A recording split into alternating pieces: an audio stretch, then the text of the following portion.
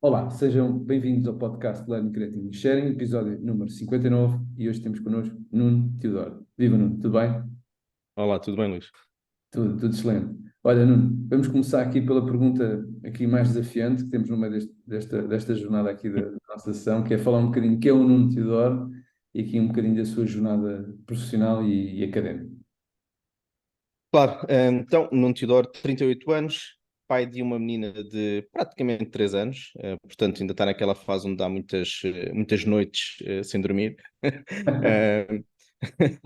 Eh, Nascido em Lisboa, portanto, sou de Lisboa, um, e sou uma pessoa que trabalha há cerca de 13, 14 anos na área de segurança de informação. Portanto, sou licenciado e mestre em Engenharia Informática pelo ISCTE. Depois fiz uma tentativa de um doutoramento no ISCTE durante alguns aninhos, até percebi se calhar conciliar tudo isto começa a ser complicado, porque já falava em algumas conferências, já trabalhava em um ou dois sítios, tentava escrever alguns artigos, tentava fazer tudo um pouco, e tentei juntar mais uma coisa ao bolo, pá, e não correu assim muito bem. Então, costumo dizer que está numa pausa indefinida em termos de tempo. Certo. Ou seja, gestão do tempo e definição de prioridade, assim, de uma forma assim. Mais coisa, menos coisa tem que ser. E depois, obviamente, tudo isto vai acrescentando em termos de vida, né? Claro. A mulher, a filha, a vida vai andando um pouco para a frente e tens que balançar as tuas prioridades. E certamente falaremos isto um bocado mais para a frente, mas não só nesta área, mas na área da segurança e informação, parar é morrer e, portanto, nós estamos constantemente a ter que aprender novas coisas, informar-nos, tornar-nos mais capazes em determinadas áreas onde tínhamos menos valências. É um mundo altamente dinâmico e, portanto, tudo isso também ocupa tempo, não é? Claro que sim. Olha, Nuno, permite-me, ou seja, tu tiveste a oportunidade de trabalhar nas Big Four, aqui em muitas empresas que estão aqui no Forte 500. Podes partilhar algumas, vamos lá, ou seja, na área de segurança acredito que existam estratégias, vamos lá chamar assim, ou pelo menos planos de ações que durante a tua jornada tu consideres que sejam relevantes para que as empresas hoje em dia comecem a ver, permite esta provocação, não vejam isto como um custo, mas sim como um investimento que vai ter retorno mais cedo ou mais tarde. Claro, claro. Bom, esse tema, como podes calcular, é um tema que dá para livros, dá para palestras, dá para estarmos É quase para semanas a o, falar, é quase para o podcast todo dá para uma já. pós-graduação, porque é um tema, de facto, altamente complexo. E porquê que é complexo? Porque não é simplesmente chapa 5 das melhores. Quer dizer, frameworks não faltam, né? Temos Claro. as NIST Cybersecurity Frameworks, temos as ISOs, temos os melhores os top X controlos definidos pela CIS, temos N coisas, desde a Cloud Security Alliance, até a ISAC, até N entidades, N frameworks, N metodologias de fazer a aplicabilidade de controles de segurança de informação ou de cibersegurança nos contextos onde estamos inseridos. Qual é que é o tema? O tema é que as organizações são todas diferentes, os profissionais de segurança, na sua grande maioria, são todos diferentes, as camadas executivas das organizações também, na sua grande maioria, são diferentes, então existe aqui uma dificuldade que é o alinhamento entre o que é que se deve fazer, com o que se pode fazer, com o que se consegue fazer, não é? Uhum. Por acaso é engraçado que ainda hoje estava a ter uma conversa com umas pessoas e estavas a dizer, idealmente, eu gostaria de fazer tudo no âmbito todo, com todas as ferramentas e ter todos os controles, mas ser no mundo ideal. E eu acho que quando falamos de uma estratégia de cibersegurança ou de programas de cibersegurança, têm que ser coisas que têm que ser pensadas de uma forma a que consigam, de uma forma pragmática e palpável, trazer valor à organização. E, no fundo, se nós não conseguimos trazer esse valor, se não conseguimos ter a capacidade de demonstrar o porquê de estarmos a fazer determinada ação, determinado programa, porque isto depois desencadeia-se em N iniciativas com vários departamentos envolvidos, com vários recursos humanos, e isto depois, no fim do dia, custa Sim. tempo e dinheiro à organização também, não é? Portanto, Claro. por isso é que quando nós falamos do ROSI, né, do Return on Security Investment, é precisamente para provar que estamos a fazer algo que depois traz valor Claro. à organização. Quando começamos a pensar nestas estratégias ou nestes programas, eu costumo ter uma abordagem que é, em vez de estarmos, ponto número um, a inventar coisas para fazer, vamos focar-nos no que é altamente crítico para a organização, ou seja, o que é o coração e o motor da organização. Certo. Se isto parar, como é que a organização fica, portanto, deixa de dar serviço, e se sim, então estamos no foco certo, e se estamos no foco certo, vamos começar pelos básicos. Nós hoje em dia vemos uma panóplia de ferramentas, de plataformas, de produtos de cibersegurança, pá, que, ponto número um, às vezes nem conseguimos dizer o nome, porque eles já têm que inventar nomes muito rebuscados, que é para ser apelativos em termos de marketing, né? Temos de ter um chavão diferente quando vamos ao go-to-market. E ponto número dois, já têm capacidades ou funcionalidades que se sobrepõem de tal forma que às tantas acabamos com um sem número de ferramentas, umas que fazem 10% do que nós queríamos, outras têm um overlap de 50%, outras nem sabemos muito bem para que é que as temos, mas temos.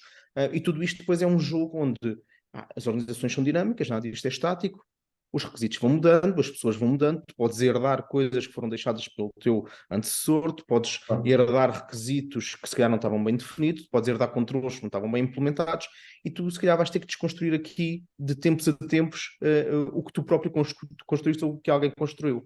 Então isto é tudo muito complicado de tu acertar as agulhas todas no momento certo. Já para não falar, depois tudo isto muda, consoante a complexidade, o tamanho, o setor da organização, não é? Claro. Tudo isto é uma variável que entra em jogo.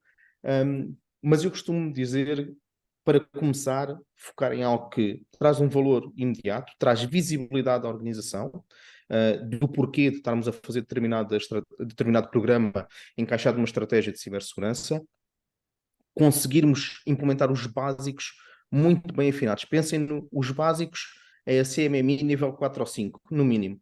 Porque depois o resto vai-se construindo. E às vezes nós vemos organizações que já têm N ferramentas, têm N coisas, e quando tu vais a ver, se calhar 90% dos grandes incidentes de segurança que houve nos últimos anos é derivado de coisas tão fáceis como uma vulnerabilidade que já tinha um patch que já tinha sido feito público, já tinha sido released há, sei lá, há 10 anos e nunca ninguém fez o patch daquela vulnerabilidade.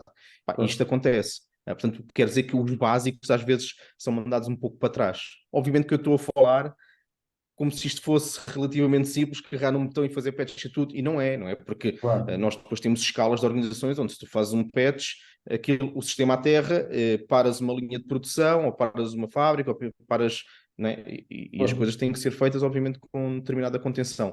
Não é fácil, porque senão ninguém estava aqui a ter incidentes de segurança, não é? Sim, eu estou de acordo contigo. Há aqui eu costumo dizer, nós devemos pensar por um lado grande, mas começar pequeno. E tu tocaste em dois pontos aí que eu considero bastante relevantes. Um que é as ferramentas. Eu diria que hoje, teoricamente, sim, em larga escala, não falta ferramentas, né? Até acho que temos ferramentas a mais. O que acho é que, por vezes, falta esse plano e essa estratégia. Às vezes, começar pelo básico. Porque às vezes estamos a pensar tão alto e tão grande, Uhum, esquecemos daquelas coisas básicas, como tu estás a dizer, ou seja, formação às pessoas, vamos lá chamar este nome que talvez é mais rotineiro agora, literacia digital, que faz com uhum. que, pelo menos, estes primeiros 4 ou 5 pontos, que é o que acontece até nas grandes organizações, nos últimos ataques que se viu, não foram coisas às vezes assim tão sofisticadas, pelo menos o que veio a público, porque não salvaguardámos as coisas básicas. Eu acho que aí, e efetivamente, claro, como tu dizes, a parte de qual o setor, o tamanho da empresa, e isso acho que pode fazer uma grande diferença. Claro, claro, porque depois, imagina, quando nós pensamos, vamos fazer patching de X vulnerabilidades de serviços que estão expostos à internet. Ok, mas tu estás a pressupor, tu conheces toda a realidade da tua organização. Quando tu escalas para empresas que têm milhares, dezenas de milhares, centenas de milhares de pessoas e de serviços em produção, as coisas começam a ser muito, muito complicadas. Obviamente aí é sempre uma questão de tempo, né? Nós estamos na área da ciberdefesa, chamemos-lhe assim, estamos constantemente a correr contra o tempo, não é? Não, e depois há aquele fator de tu dizeres que o sistema vai ficar indisponível por X tempo, né? E as pessoas a não Certo. conseguirem perceber porque é que vai ficar indisponível num mundo hoje, né? Por assim dizer, né? Sim, sim, sim. E como é que tu vês, na tua opinião, porque há aqui, vamos lá, na nossa realidade do mercado português, ou seja, 90 e tal por cento, quase 98% ou 99%, não quero estar aqui a falhar os dados da INE, são pequenas e médias empresas. Como é que tu vês, ou seja, não, na tua opinião, se calhar estes conceitos básicos também podem ser aplicados, ou seja, não é só as grandes organizações, mas isto aplica-se, vamos chamar ao jargão que existe, ao ecossistema como um todo, né? Claro. Não, Pode e deve, quer dizer, nada disto é novidade. Quando nós falamos dos básicos da ciberhigiene, por exemplo, Uhum. os básicos das frameworks de cibersegurança, nada disto é novidade, isto existe há anos, as pessoas já falam disto há anos.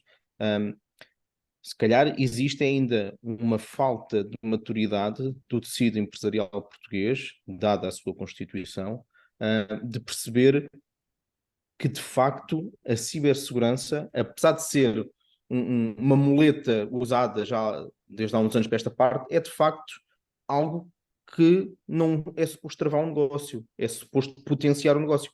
Precisamente por causa destas questões da ciberresiliência e de nós conseguirmos, quando, e não se, mas quando sofrermos um incidente, de conseguirmos detectar, reagir, recuperar, manter as operações.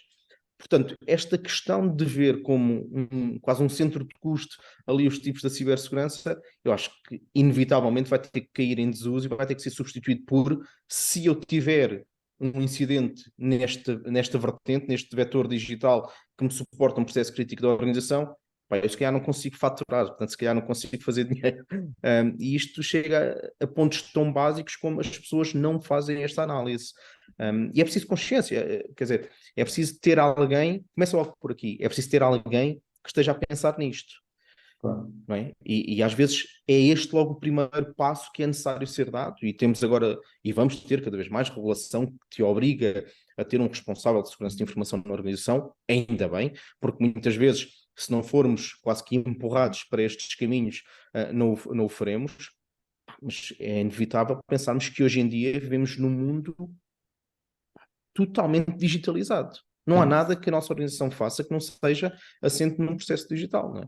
claro. E se calhar porque as pessoas, lá está, as pessoas não dão o devido valor porque só associam essa necessidade, ou talvez de salvaguardar, ter um procedimento, tanto como disseste, de restauro e um processo, vamos lá, um processo mais ou menos agilizado, quando acontece, né? E aí, quando acontece, é que Bom, se calhar claro. dizer assim, então e agora fazemos o quê, né? Acredito que já tenha Claro, e passado depois, por uma claro, situação. sim, N vezes, e depois vem aquela questão do.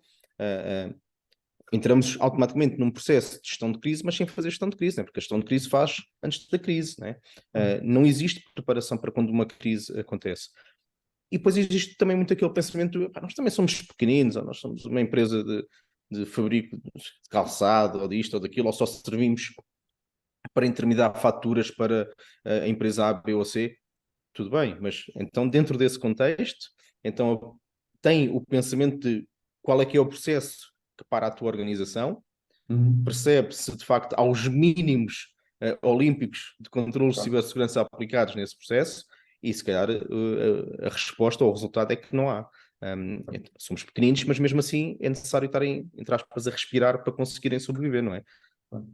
Sim, porque se calhar as pessoas não associam quando abrem a empresa que isto é um requisito, né, por assim dizer. Ou seja, devia ser quase, lá está, mandatório ter pelo menos uma base, pelo menos de instrução, de ter alguém, mesmo que fosse, não digo, Claro. não pode a full-time, que seja, não é que seja idealmente a part-time, que possa pelo menos assessorar, porque separar o negócio, como tu dizes muito bem, o valor vai aparecer lá, de uma forma ou de outra ele vai aparecer lá. Sim, sim, isso sem dúvida. Bem, pronto, e depois vais ter, não só tens regulações setoriais que te obrigam a determinados controlos, ainda bem, depois tens regulações que derivam de diretivas europeias que depois também te obrigam a ter determinados controlos, mas obviamente há sempre exceções, porque depois há o setor A, B ou C que não está incluído, ou depois há a empresa A, B ou C que não está dentro dos parâmetros porque tem um tamanho, é uma faturação inferior a X, então não cai dentro dos requisitos da regulação. Portanto, existe sempre aqui, digamos, uma escapatória para alguma parte do tecido empresarial, nomeadamente em Portugal, né, porque temos quase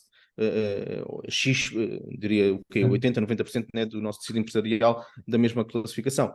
E, portanto, obviamente, se não houver algo direcionado para esse tecido empresarial, é inevitável que as coisas não vão correr bem. E temos organismos também que promovem isto em Portugal. O nosso Centro Nacional de Cibersegurança, por exemplo, existe o Quadro Nacional de Referência de Cibersegurança, emitido pelo CNCS, que é uma ferramenta que, inclusive, qualquer organização pode ir ao site, fazer a utilização gratuita da ferramenta que eles já têm disponível para ver como é que é o seu estado de maturidade. Epá, e se calhar tirar algumas lições Claro. quando vêm os resultados dessa análise de maturidade.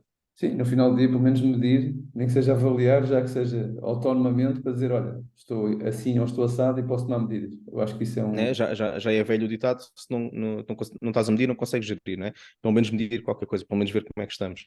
Claro. Acredito, no meio deste processo que existem muitas empresas que estão, vamos lá, nos legados, os ambientes mais antigos e que agora, talvez por força dos principais players do mercado, forcem as empresas a ir para o cloud. Qual é que tu consideras os principais desafios?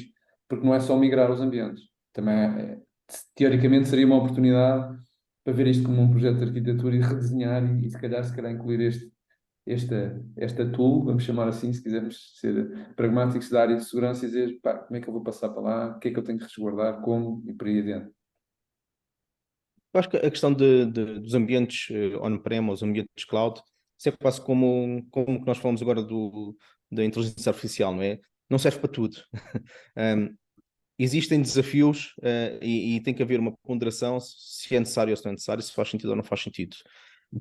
Tens, obviamente, prós e contras em cada um deles, não é? Cada vez mais tu vês os players mais disruptivos em determinadas frentes, como por exemplo na área da cibersegurança, a terem uma predominância na cloud muito maior, não é? Portanto, Uhum. são nativos em ambientes cloud e obviamente que se tu fores uma empresa que estás totalmente dependente de soluções on-prem, se calhar as coisas não vão funcionar muito bem, se calhar vais ter que utilizar soluções um pouco mais legacy, se calhar não vais conseguir ter integrações de uma forma tão fácil. Agora, tudo isto se dá à volta, tudo isto dá para implementar ou controlos bastante parecidos, ou controlos compensatórios, de forma a atingirmos o nível necessário de proteção de acordo com a nossa estimativa de análise de risco. Uhum. Agora, é óbvio que não é só pegar em X servidores virtualizados no SX no nosso data center e fazer boot deles numa cloud. É, Se assim fosse, estava ótimo. claro. Começamos logo com coisas como o conhecimento, não é? É preciso que as pessoas que estão. É preciso que na própria organização depois existam pessoas com conhecimentos para operar, manter os sistemas cloud, não é? Porque as coisas são totalmente diferentes. Tens que perceber como é que funcionam os ambientes de cloud, como é que tu como é que tu escalas em ambientes cloud, como é que tu fazes o DevOps e o DevSecOps dentro dos ambientes cloud, como é que tu interligas todos os teus pipelines de CI/CD, como é que tu fazes todos os controles de monitorização, como é que tu correlacionas e de onde é que vêm os eventos, como é que tu classificas tudo o que está a acontecer no teu ecossistema cloud, porque não é a mesma coisa que estares a Claro. lidar com um ambiente de rede on-prem ou com um ambiente de servidores on-prem ou de backups, não é? São ambientes totalmente diferentes, as arquiteturas são diferentes, um, e portanto eu diria que não é totalmente direto que migrar para cloud seja a solução para tudo, Claro. mas é óbvio que tem que haver aqui uma ponderação, até em questões de custo, não é? Uh, as, Uhum. estas questões de custo, migramos para a cloud e não temos que manter, entre aspas, o ferro que temos no data É, center e, portanto, fica mais barato. Às vezes não é bem assim, não é? Tens sistemas, tens modelos, não é sistemas, desculpa, modelos de licenciamento, onde cada flow que tens nas instâncias em cloud estás a pagar. E, portanto, se tu quiseres estar constantemente a fazer determinado mirroring de tráfego, para fazer determinada análise, para fazer a monitorização de eventos de segurança, se calhar custa-te um pouco mais caro do que se tivesse outra solução. Mas já está, isto são ambientes específicos, ou desculpa, são casos específicos que têm que ser vistos de parte a parte. Eu, neste momento, obviamente, considero que tu teres ou uma arquitetura híbrida ou mais virada para cloud é mais benéfico. Mais claro. benéfico por uma questão um, uma questão de, se calhar, de longevidade, uma questão de interligação com os novos players que estão a aparecer, que estão muito mais virados para cloud, inevitavelmente, Claro. por uma questão também de escala, por uma questão de conseguires ter flexibilidade na utilização dos teus recursos, acaba por ser, se calhar, um dos grandes benefícios. Sim, eu concordo. Essa parte da flexibilidade, por vezes o que eu sinto, vou dar uma opinião pessoal, é que as pessoas que estão, como tu disseste muito bem, se não houver pessoas com uma certa literacia, ou seja, um investimento próprio da empresa para acompanhar essa migração para a cloud, eles podem ficar legacy de uma certa forma, não da cloud, mas Claro, refém claro. daquilo e não têm uma opinião. Podem questionar, não podem até questionar o Sim, provider, sim. mas o que é isto e não é aquilo? E, Inevitavelmente, sim. pronto, e eu acho que isso Isso, é. 200% de acordo com isso. E também acho que desmistificar aqui algumas coisas, como por exemplo, tudo o que nós temos on-prem, de certeza que é mais seguro do que na cloud, porque aqui on-prem nós controlamos. Ah, se assim fosse, não, se assim fosse, toda a malta tinha tudo on-prem, porque era muito mais seguro do que na cloud. Lá está, eu acho que é tudo dependente de uma análise de risco. Existem, de facto, situações onde o on-prem é mais benéfico, existem situações onde a cloud é mais benéfica. Vou-te dar o exemplo. A Uhum. empresa onde eu estou a trabalhar neste momento é um banco alemão e foi o primeiro banco a ter todo o seu core, portanto, tudo o que é o core bancário e os serviços, oferecidos pelo banco, 100% nativo na cloud. E, portanto, isto levantou aqui Setor ia financeiro, dizer um atenção, né? olho. Setor financeiro, sim, é um banco, não é?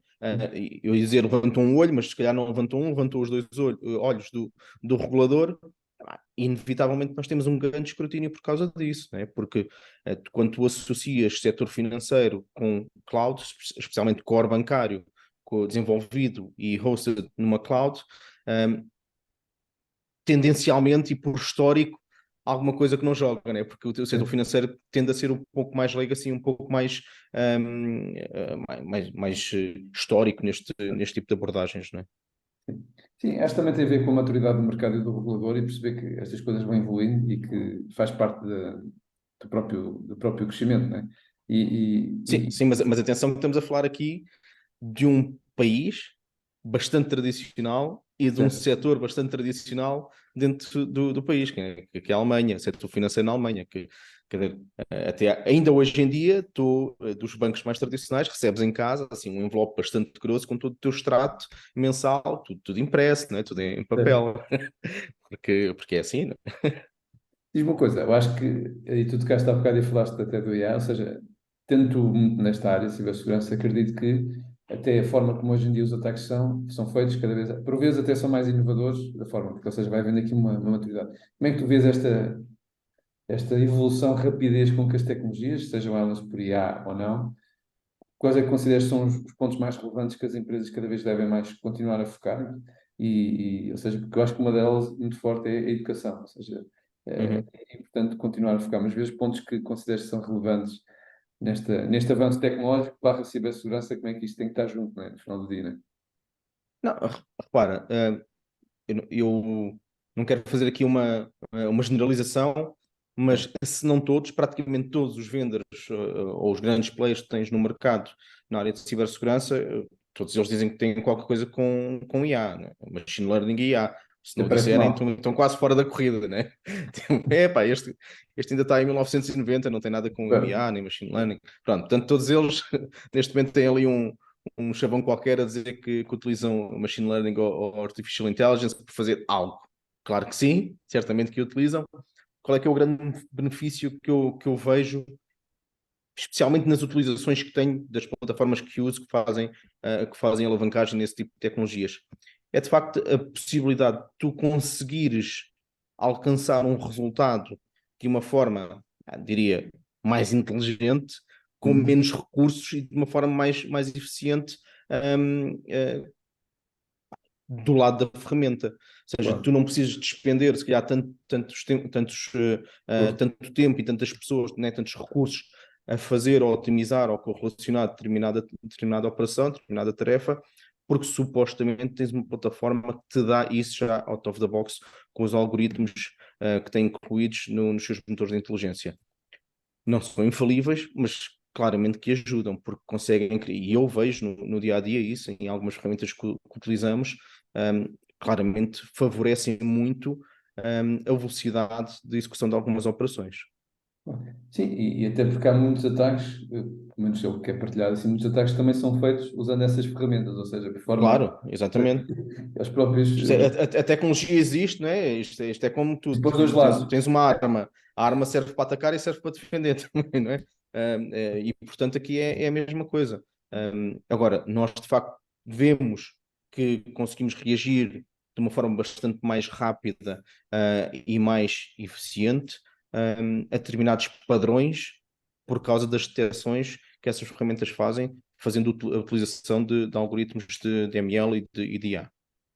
Sim, no final do dia tirar partido do conhecimento das pessoas com outra Tem que ferramenta ser. para oferecer. Inevitavelmente é uma tecnologia que está a evoluir e, portanto, estando a evoluir à velocidade que está, porque, convenhamos, neste momento estamos num buzz onde está no topo, não é? É a buzzword do momento, é Artificial Intelligence e vai dominar o mundo e vamos todos ficar sem emprego e vão-se virar todos contra nós e daqui a 50 anos nós vivemos todos numa caverna a fugir dos robôs. Certo. Se calhar não vai ser assim, Ou os mas vai ser muito dinossauros. favorável. Outra vez. Exatamente. Mas vai ser muito favorável, porque também tens mais investimento nesta direção, tens mais investigação nesta direção e, obviamente, daí vai sair algo bastante positivo para a população em geral, porque a tecnologia inevitavelmente vai nos ajudar a resolver determinados problemas. Bom, Nuno, houve algum caso, não citando nomes, não é só objetivo, que tenha dado assim algum prazer no meio deste processo, em que se calhar até tinhas alguma resistência da parte, vamos lá, da direção, que depois eles conseguiram perceber do valor que efetivamente estavam a agregar a tua equipa ou a todas as pessoas como um todo, porque às vezes isto é difícil de medir, não é? Parece que só quando acontece um ataque é que se vê que essa equipa. Eu acho que é inevitavelmente assim. Das duas, uma. E tenho dos dois casos. Após acontecer um incidente, o impacto não foi tão alto devido a determinados controles que foram implementados. E tu aí, out of the box, mostras, olha, estão a ver, podia ter sido X de custo, e depois, obviamente, traduzir isto para dinheiro, não é? Podia ter Claro, sido X de custo para a organização e foi só Y, foi só um quinto, um décimo, um sétimo do custo que poderia ter sido. Isso é a parte mais fácil de demonstrar o porquê de termos que investir. Depois tens sempre as outras ações laterais, que é se tu precisares de demonstrar determinada coisa, então contratas serviços para simular esse ataque, para simular essa disrupção na tua organização, para verificar que se não fossem os controlos ou que tens ou que queres ter, então o impacto no negócio, e mais uma vez traduzido em euros, seria X. Eu acho que essas são as formas mais fáceis. Inevitavelmente, tudo o que venha de questões ou de legislação ou de regulação, tens aí uma alavanca muito maior. Tu em chegas ao imposição teu quase. board e dizes, pá, o regulador quer que a gente faça X, Y, Z, então temos mesmo que fazer. O que eu faço é aproveito sempre essas questões e lateralizo um bocadinho mais para abrir o âmbito. Epá, e já agora, isto para ficar É, mesmo efetivo, se há, também temos que implementar isto ou aquilo, temos que estender o licenciamento desta tecnologia para fazer a correlação aqui e acolá, para respondermos se este incidente existir. Epá, isto vai precisar de mais um bocadinho de budget e de pessoas, mas é a única forma de respondermos a 100% ao regulador. Né? claro. Também depois tens que fazer o teu jogo, não é? Tens que vender o teu produto, não é? Porque no final do dia a tua Inevitável. preocupação é que tu não consegues, ou seja, de uma forma fácil, as organizações por vezes têm dificuldade em perceber porque é que vão investir, né? Quando sentem que os processos e as máquinas estão a funcionar, porque é que têm que parar para estar super atualizados Né? ou para ver esse tipo de Não, investimento. não, e vai lá explicar a um CFO, pá, olha, preciso gastar 1,5 milhão numa solução de qualquer coisa. Ele, E olha, epá, não. Né? A primeira resposta é não. claro. E, portanto, os casos têm que ser muito bem construídos para haver uma demonstração bastante factual do porquê de determinada implementação estar a ser feita, ao que é que isto vai responder e, no fim do dia, correlacionar este investimento, não é? Tem que ser visto, lá está, como um investimento com uma proteção contra uma perda financeira que poderá acontecer se A, B ou C for instanciado e já agora que também estás a responder a determinados requisitos ou de legislação ou do teu regulador. E tudo isto junto faz um embrulho bonitinho e consegue-se algumas coisas. Não é sempre fácil, mas eu acho que é tendencialmente a forma mais fácil de abordar o tema. Sim, no fim de contas é sustentar porque é que também estamos a pedir aquilo, não é? Porque agora está Claro, na moda e porque achamos que temos de ter a última versão, mas também, claro, não é? como tu dizes, é o regulador, infelizmente também mostrar casos práticos, não é? Porque olhar Claro. para o lado e dizer, olha, se nós tivermos o banco parado meio-dia ou um dia, você sabe melhor do que o impacto que isso tem e entre ajudar e depois também o impacto, qual é o custo de não fazer nada, não é? Exatamente. Qual é o custo de não fazer nada? E depois eu sou muito contra aquelas questões de gratuitamente aceita-se o risco. Eu aceito o risco. Que é como quem diz, não quero fazer nada. Só que isso funciona bem em algum tipo de empresas com uma certa maturidade, com empresas com mais maturidade e com um comitê de risco a funcionar na sua plenitude e que tem que responder aos investidores e tem que responder ao regulador. Esta história do eu aceito o risco, isso depois tem consequências, não é? E portanto acaba No por caso, haver no uma caso segunda extremo ronda de de real reflexão. conhecimento, isso não vale muito, né? Porque alguém, independentemente de alguém ter assumido isso, alguém, Exato. mas isto está parado, o negócio. Como é que eu agora passo à frente, não é? Sim, sim, sim. Eu vou dar um exemplo. Né? No setor financeiro na Alemanha, tu tens por imposição de ter um Chief Risk Officer que pertence ao board da organização e ele, em última análise, é responsabilizado por todas estas questões de extensão de riscos, de aceitação de riscos, dentro da organização. E, portanto, tem, Escreveste tem um um artigo tema sobre isso, aqui. acho eu. Penso que tu escreveste um Sim, artigo sim, sobre isso. sim, É, eu sim. lembro disso. Mas eu agora vejo no dia a dia na Solaris, né? Porque isso tem um impacto bastante profundo nas reflexões que essa pessoa tem em determinados aceito ou não aceito Claro. dentro da empresa. Não? Dentro do teu fórum, ou seja, do teu conhecimento, apesar de se calhar trabalhar mais na Alemanha, apesar de se calhar estás cá e andar um híbrido, por assim dizer, como é que tu sentes a nível de maturidade das empresas em Portugal relativamente a esta questão de cibersegurança, da tua sensibilidade? Se calhar é uma análise difícil de fazer, mas se calhar com quem tu vais É, falando, talvez é possa. uma análise, eu diria que não é uma análise difícil, eu diria que é uma pergunta ingrata, fruto de eu trabalhar maioritariamente fora, e ser português. Isto porque é verdade, porque de facto eu vejo que nós temos competências excepcionais em Portugal.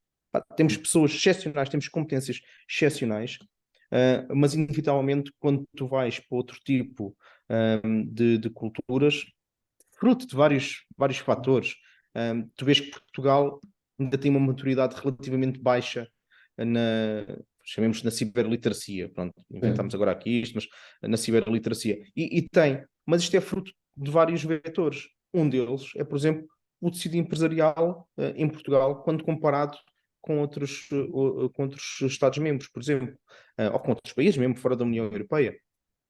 É inevitável, não é? claro. Tu vais comparar, por exemplo, Portugal com a Alemanha, o setor económico, o setor da indústria, os requisitos, as dimensões, as panóplias de complexidade são totalmente diferentes com o que nós temos cá. E isso, obviamente, gera outro tipo de necessidades, outro tipo de mínimos, outro tipo de supervisões. Não que nós aqui não sejamos rigorosos, mas acho que poderíamos claramente fazer muito melhor do que estamos a fazer. Claro. Bom, ou seja, das tuas funções também é estás na direção do ISACA, que é uma Associação Mundial de Profissionais Uhum. de Data Governance. Quais é que são, na tua opinião, ou seja, qual é o objetivo, o propósito que vocês têm, se calhar aqui, de não só também partilhar conhecimento, mas também experiências e também, se calhar, ouvir próximos passos ou tudo o resto, não sei. Queres-me partilhar? Sim, sim. Eu acho que não só a ISACA, mas também todas as associações, organizações que no fundo têm este papel de conhecimento, de transmissão de conhecimento, de apoio, de literacia, de partilha, são sempre bem-vindas. Porquê? É impossível, quer dizer, eu pelo menos não me vejo com essa capacidade de saber tudo sobre Sim, tudo em termos do ecossistema de cibersegurança. E acho que ninguém consegue dizer que tem o pleno conhecimento de tudo. Um, e então este tipo de fóruns, eu acho que não só cria as relações, como fornece os meios para partilha de informações, fornece redes de contacto onde é possível partilhar ideias e as dores. Epá, eu já tive este problema, ou eu estou a ter este problema, já alguém teve, como é que solucionamos claro, isto? Existem depois partilha de referenciais, existem parcerias que são feitas, que no fundo qual é que é o objetivo? É elevar a maturidade de uma forma transversal no claro. local onde estamos, neste caso em Portugal. Né? Depois tens organizações e associações que têm um espectro europeu, um espectro mundial, e tudo isto faz com que tu consigas alavancar a experiência de terceiros que já passaram por situações pelas quais tu estás a passar agora, pá, que já partiram a pedra e tu se calhar não precisas estar a fazê-la e vais buscar as lições aprendidas dos outros. Eu acho que isso é fundamental. Na nossa área de segurança de informação, eu acho que a partilha é uma das coisas fundamentais. E tu podes ver isto, como por exemplo, na parte de resposta a incidentes. Uhum. Muitos dos grupos de profissionais que existem entre as várias pessoas que trabalham nesta área em Portugal, Uhum. se alguém tem um problema, partilha imediatamente e vão várias pessoas tentar ajudar. Claro. Existem canais formais, canais informais, mas acaba por ser assim. Porquê? Não tens hipótese. Tens que alavancar no conhecimento dos outros. E também, no fim de contas, que acho que é um bocadinho de propósito, que é nós percebemos que também temos de ter humildade de pedir ajuda, não é? No bom sentido, porque por vezes, como tu dizes, se calhar o problema que tu tens para ir justificar um CFO, não é só tu que tens esse no meio disto, não é só o Nuno que tem lá esse problema, todos têm esse problema. E às vezes, se calhar, podes aprender como é que eles, de uma forma, vamos lá, estratégica, como é que eles se sustentaram, se calhar, para conseguir avançar umas coisas ou não, não é? Sem dúvida, sem dúvida. Mas depois tu acabas por fazer isso com as pessoas com quem tens mais relação pessoal, não é? Pá, Fora os fóruns oficiais e mais formalizados de partilha de informação, depois tens estes fóruns informais, tu acabas por fazer isso com as pessoas com quem tens mais confiança, tens mais informação. Porque às vezes é preciso partilhar determinadas coisas que não estás propriamente confortável a partilhar com um concorrente, não é? Ou não estás pá. propriamente confortável a partilhar com determinada pessoa porque não sabes com quem é que essa pessoa vai partilhar. Então é preciso também ter, né, nós trabalhamos numa área altamente sigilosa, não é? E que é preciso andar aqui em pezinhos de lã com informação que contamos e a quem e como. E então estes canais de confiança têm que ser estabelecidos em primeiro lugar, mas são altamente valiosos. Claro. Uma das coisas que tu fazes, se não estou em erro, também trabalhas como professor. Trabalhas, pronto, formação, professor. Ou seja, como é que tu vês Sim. essa junção entre professor e o mercado de trabalho? Cada vez mais acho que é super importante. E como é que tu tentas, ou seja, dar um maior conhecimento de experiência da tua parte, de forma que essas pessoas possam seguir, se for esta área que querem seguir a vida? Como é que tu tentas transmitir isso junto deles? Acho que eu sou um grande adepto dessa parte académica, e acredito que é uma parte que me sai muito a custo, porque, quer dizer, nós temos o emprego a full-time, né? E Claro. depois, em determinados períodos, temos que abdicar do nosso tempo pessoal e de família para também abraçarmos essa viagem. Eu sou um grande adepto dessa partilha, porque é nessa fase que tu consegues também levar para outro tipo de audiência experiências que tu já acumulaste durante mais de uma década enquanto profissional nesta área. Claro. E eu acho que isso eu acho que isso devia estar em todos nós, né? Termos esta questão de querermos partilhar, dar e ensinar, para depois os outros também poderem ser melhores do que tu estás a ser. E, portanto, eu abraço sempre que posso estas iniciativas enquanto docente. Gostava de poder fazer mais, mas o tempo não o permite. Mas vejo isto com muitos bons olhos, porque tu, no fundo, estás a trazer uma perspectiva mais prática, mais real do que se passa no Uhum. dia a dia na indústria para pessoas que só estão a ter contacto com uma parte académica. E eu Claro. acho que isso cria aí um balanço bastante bom, porque inevitavelmente depois criam-se ali discussões bastante enriquecedoras. E atenção, eu também às vezes vou lá aprender, não é? Porque Claro. tudo isto está em constante mutação. E eu, aliás, posso contar um exemplo.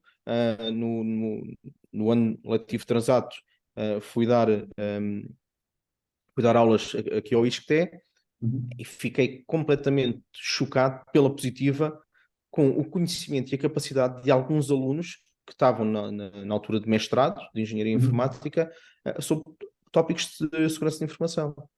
Coisas que na minha altura nunca me passaria É pela cabeça engraçado. saber. Certo. E então é muito engraçado ver também este crescer de maturidade em determinadas franjas da parte académica, porque isso também é demonstrativo que alguma coisa está a ser feita ao longo do processo, não é? Eu acho isso super enriquecedor. Sim, e também, de uma certa forma, como tu dizes, além de ser um tempo que não é só o tempo de dar aula, é o tempo de preparação, porque te obriga a fazerem um research enorme, né? Que se calhar coisas que tu até sabes, mas tens que apresentar de outra forma, né? Porque estamos a falar para pessoas que se calhar podem saber menos ou podem saber mais, e és confrontado por vezes com situações que se calhar quando partilhas também ouves outra opinião que se calhar nunca tinhas pensado, né? Sim, sim, claramente, claramente. E mais, atenção, e isto não é incomum acontecer. hum, Às vezes tu achas que já és o galo rei da capoeira e vais ensinar determinados tópicos aos alunos, vais ter que estudar outra vez, porque aquilo depois ficou lá escondido atrás, quando tu utilizaste há 10 anos, há 10 anos atrás, não é? E vais ter que ir investigar, vais ter que ir ler, vais ter que ir repensar as coisas todas. Isso também é benéfico, né? Porque também te mantém ao corrente das coisas mais tradicionais, que depois vais ter que ir ensinar aos alunos. Não podes correr o risco de chegar à sala de aula.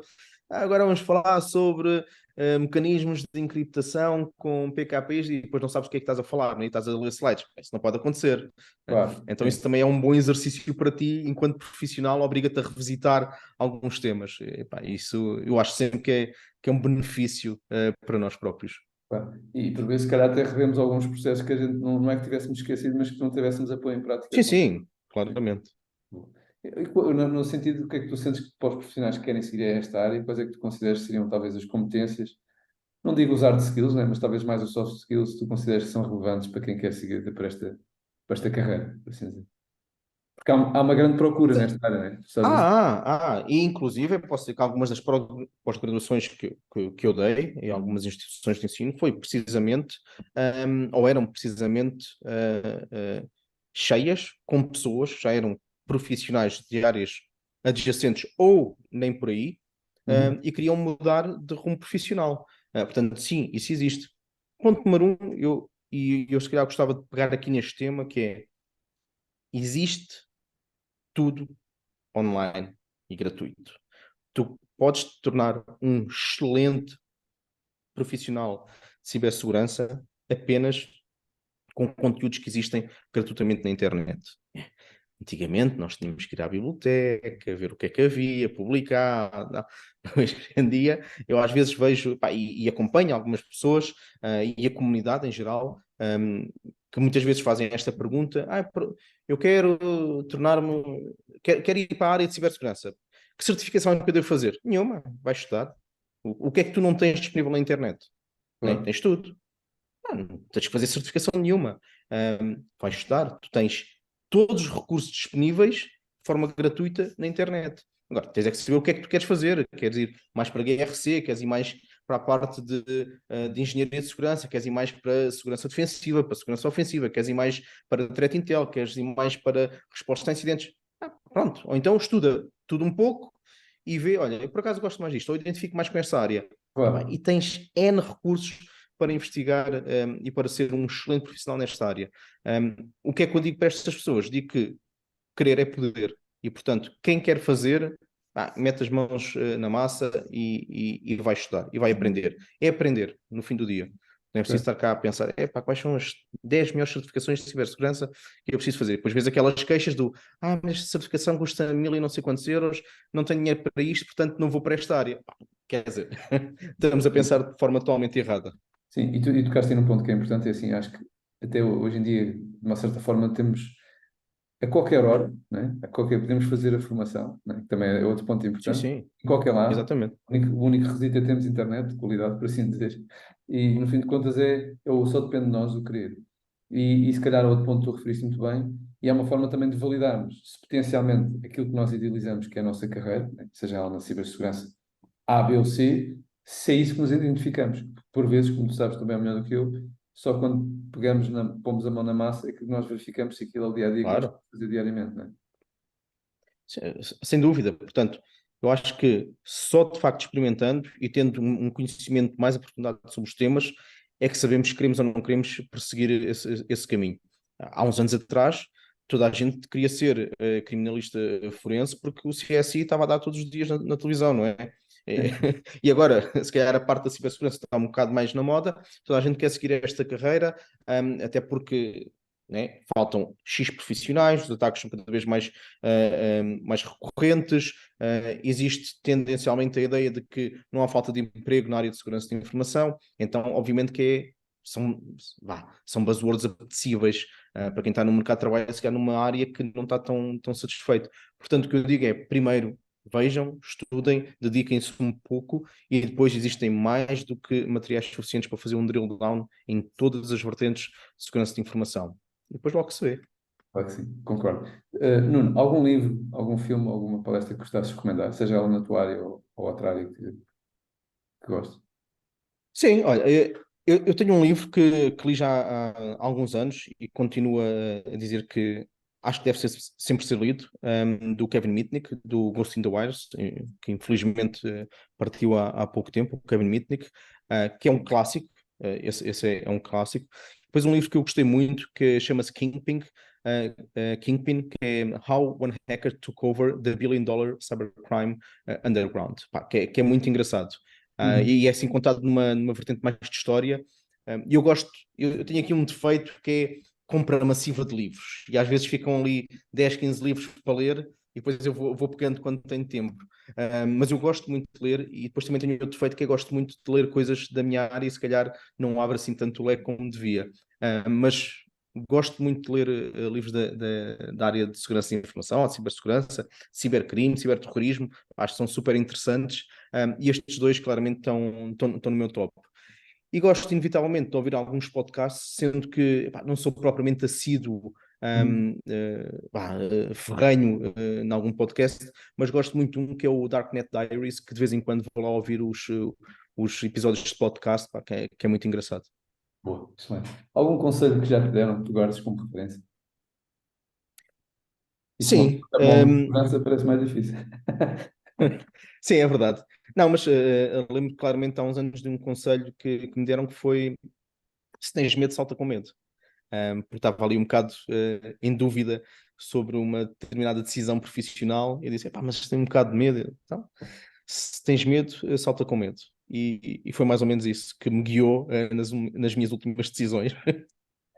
Tipo, parece assim, um controverso, né? Tu sentias que... Mas às vezes também acho que esse medo também é bom sinal, por um lado, se for bem medido, né? Porque... É, porque, quer dizer, medo não pode ser equiparado a estupidez desmedida. É um medo com a reflexão O friozinho na suficiente. barriga, como a gente costuma dizer, né? Às vezes. Exatamente. E eu acho que às vezes é isso, às vezes falta aquele passo em frente para sairmos da nossa zona de conforto. E eu cada vez mais tenho a certeza que sempre que sou posto fora da minha zona de conforto, cresço um bocadinho mais, enquanto pessoa, enquanto profissional. Isso noto claramente e, portanto, valorizo muito esse conselho, e dou aqui para quem o quiser ouvir e para quem tiver ali, se calhar, um bocadinho no precipício, na dúvida se dá o passo ou não, epá, dê o passo. Ou então, como se pode dizer numa palavra, se não achar tão arriscado, faça, né? Pronto, É isso, às vezes pensar, faça e depois pensa, ou seja, exatamente. última pergunta, se calhar mais fácil dentro esta panóplia de atividades, sobra tempo para algum hobby que queiras partilhar? Sobra, sobra. Não tanto como antes, mas eu sou, diria, um atleta desde os meus 5 anos, sempre gostei de fazer desporto. Neste momento sobra-me tempo para dar umas corridas, para ir ao ginásio, para fazer pouco mais do que isso. Ah, Se tiver tempo, voltarei para a minha paixão, que são desportos de combate, que fiz durante muitos anos. E inclusive, acho que não é liga muito bem com a minha área, porque muitas vezes precisamos de ir ali dar uns pontapés Ou em seja, algumas coisas para voltar com uma mente refrescada para ter outro tipo de raciocínio.